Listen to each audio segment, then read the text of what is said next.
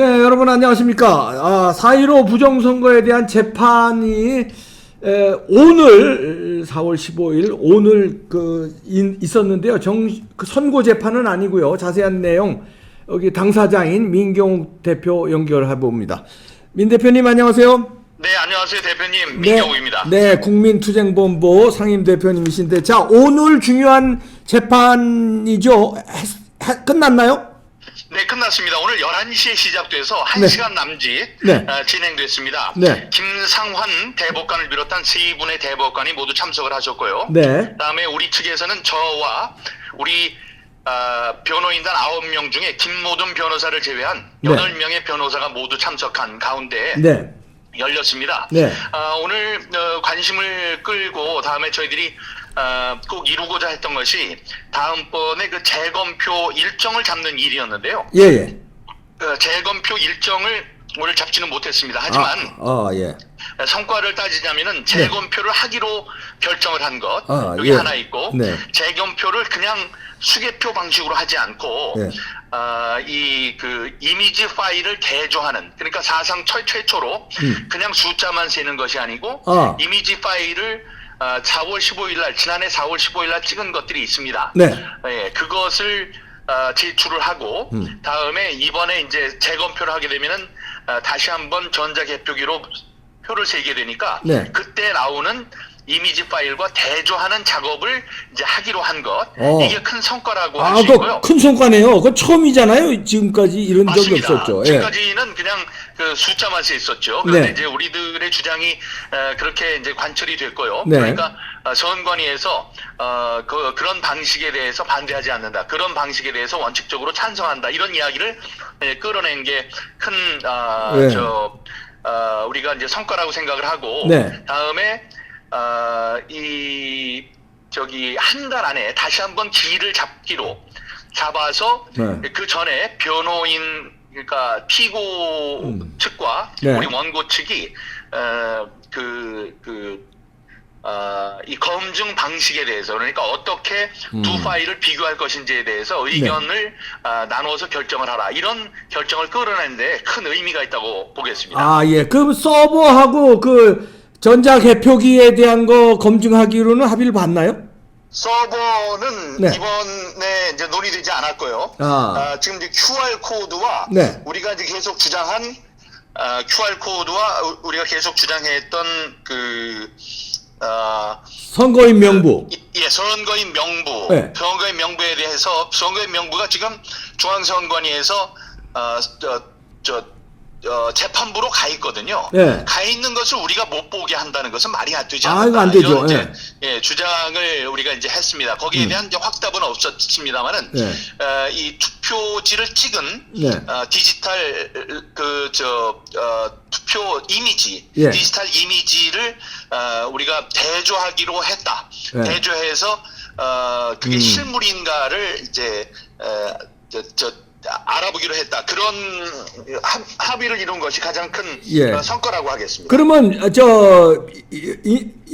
민경욱 대표님 그 후보 시절에 인천 연수구 거를 하는 거죠 지금? 그렇습니다. 인천 연수구을 거 전부 다 그 이미지 파일, 그러니까 투표지 전부 이미지 파일을 하는 겁니까? 아니면 일부만 하는 겁니까? 전부 다 하는 거죠. 전부 다요. 그거 큰 성과네요.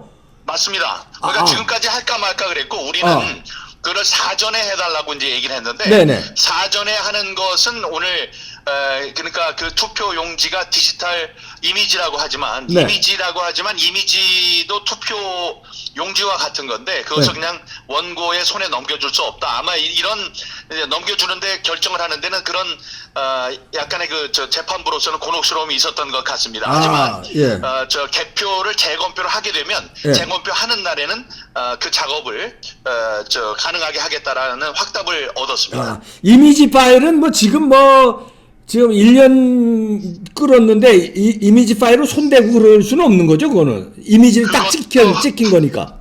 아니요. 이제 그것도 이제 일부 변호사들 사이에서는 옛날 박원순 서울시장, 고 서울시장의 전 서울시장의 아들 박주신의 허리 디스크 사진을 네. 이제 바꿨다는 그 의혹들이 이제 일고 네. 있지 않습니까? 네.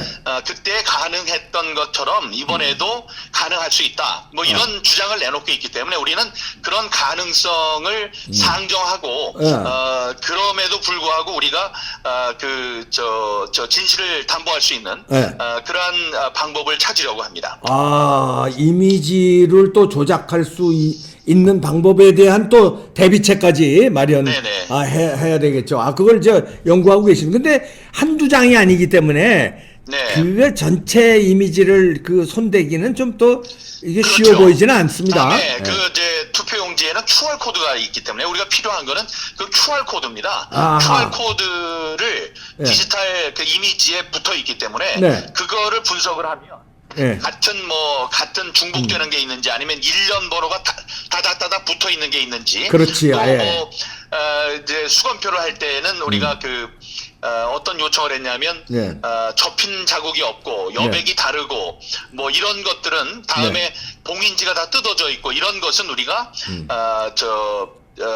카운트하지 않겠다. 만약에 이제 카운트를 해야 된다고 해도 우리는 따로 카운트를 하겠다. 따로 개표를 하겠다. 옆으로 놓고. 그렇죠. 그런 주장을 우리가 폈습니다. 그렇죠. 대표님, 제가 오늘 모두 발언을 한 게 있습니다. 모두 발언한 게 한 3분쯤 되는데요. 제가 그걸 좀 읽어봐도 되겠습니까? 네, 읽어주시죠. 네.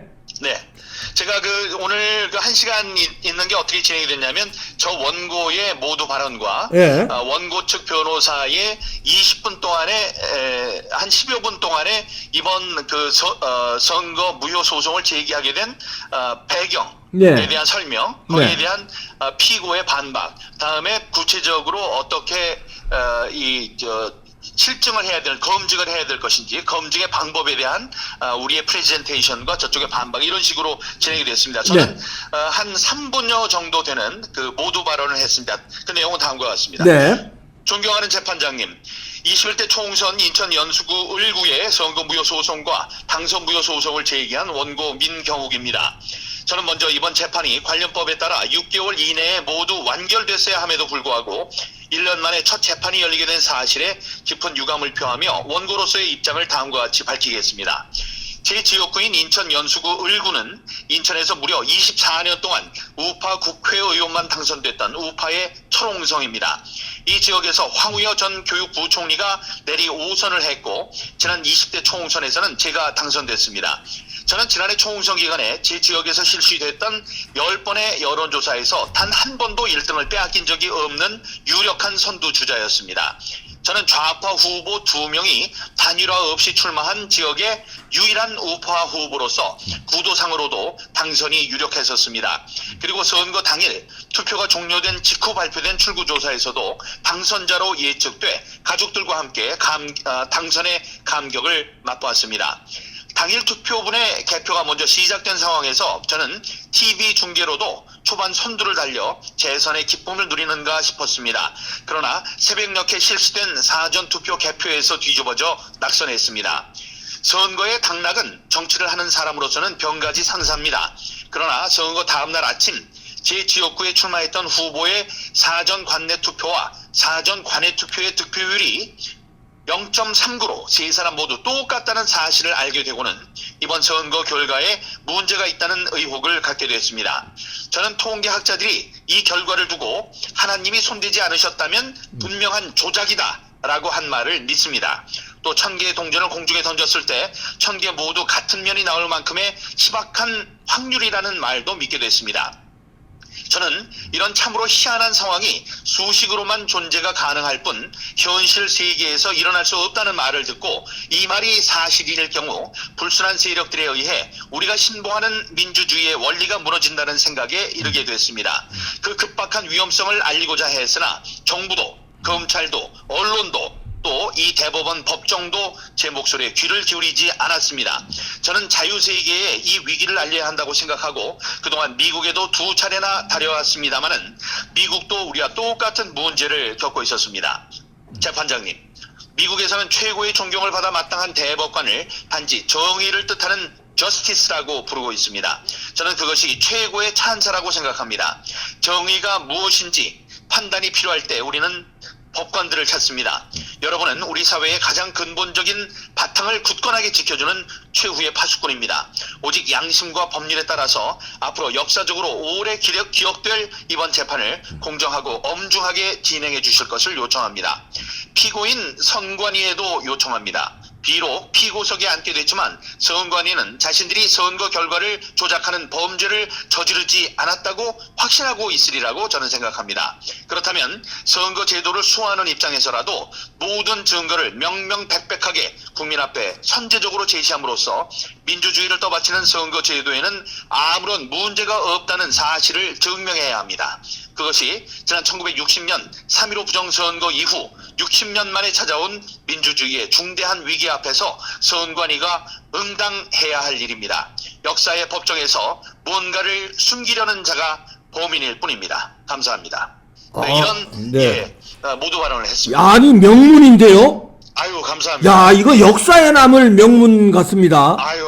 야 아니 제가 그렇게 판단되는데 고민을 많이 하고 배려도 많이 한 기가 막힌 명문입니다. 아유, 네 어제 새벽 4시까지 오늘 새벽 4시까지 쓰고 잤습니다. 그러니까요. 예, 감사합니다. 예. 하여튼 꼭 이거 밝혀주시고요. 이건 민주주의를 수호하는 거니까. 네. 뭐 민경우 개인의 당선 유부 이게 문제가 아니라 그렇죠? 맞습니다. 민주주의 수호 맞습니다. 차원에서 고분분투해 주시고 끝까지 열심히 잘 싸워 주시길 바람하지 않습니다. 네. 응원해 주십시오. 네, 그럼요. 네, 응원 대표님. 네, 고맙습니다. 감사합니다. 네, 마치겠습니다. 네, 네, 고맙습니다. 예. 아이고 명문이네요. 그 모두 발언이. 큰 성과가 있었네요. 오늘 뭐 선고 나오는 건 아니지만 재검표 하기로 했다는 건데 이미지 파일을 하기로 이건 이제 사상 처음입니다. 했다는 거. 여기 이미지 파일도 조작이 있을 수 있는데 그 조작에 대응해서도 뭔가 방침을 마련하고 있다는 건데 마련한 것 같은데 이제 지금 방송으로 얘기하면 또 저쪽에서 또 그거 가지고 또 준비하니까 조심스럽게 한데 성과가 나름대로 오늘 있었네요. 밝혀져야 됩니다. 그리고 밝혀질 거예요. 기대하시죠?